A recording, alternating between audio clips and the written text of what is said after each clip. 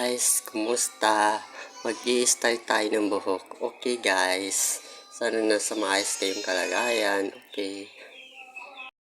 Pag long hair daw, wow, sabi nila uso nung panahon pa ng mga binata dito sa aming lugar. Okay. Naligo ako kanina. Yan. Para fresh maligo araw-araw sa umaga.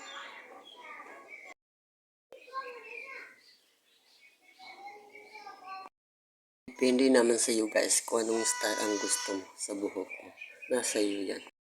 Guys.